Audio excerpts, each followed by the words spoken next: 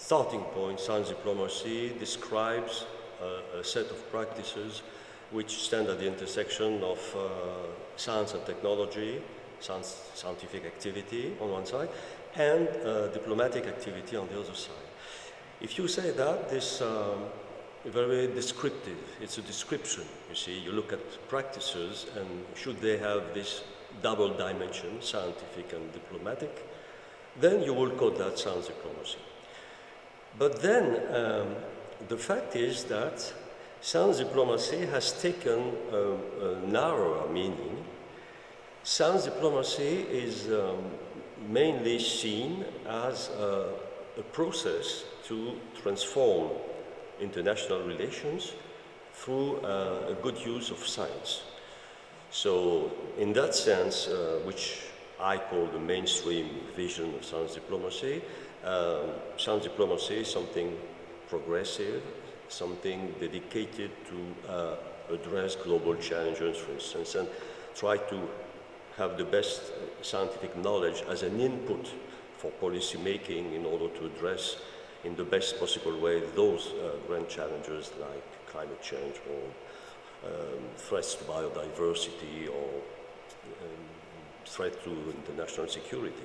So this is why I think we need science diplomacy in the sense that science diplomacy seems to be a proper response to the challenges of the 21st century.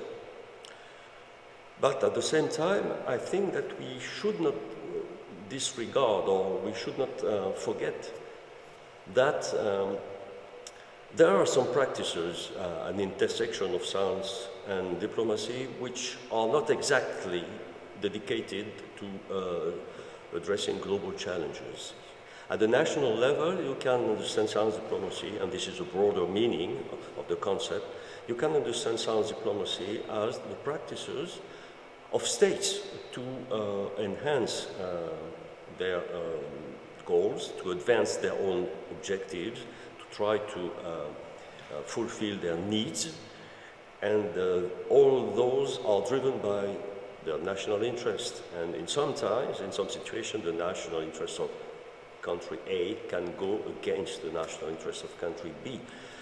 And from then, you understand that science diplomacy may not be only a cooperative game, as the mainstream vision suggests, but in some situations, science diplomacy may be something competitive. I mean, that states may compete against each other by using science and technology for being more influential, trying to, for instance, to influence the agenda setting of global issues, try to push their own objectives in discussions, or try to promote their own country or results through their scientific achievements, which is called nation branding, for instance, and also other different aspects of the use of science by states,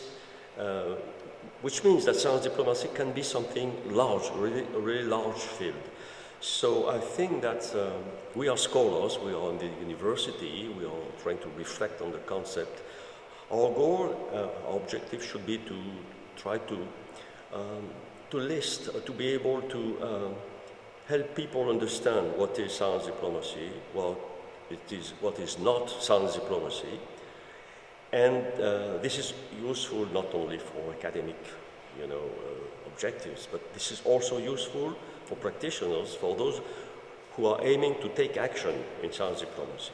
The best they are informed, the better they understand what is science diplomacy, I think the better for their own agendas, their own fulfillments.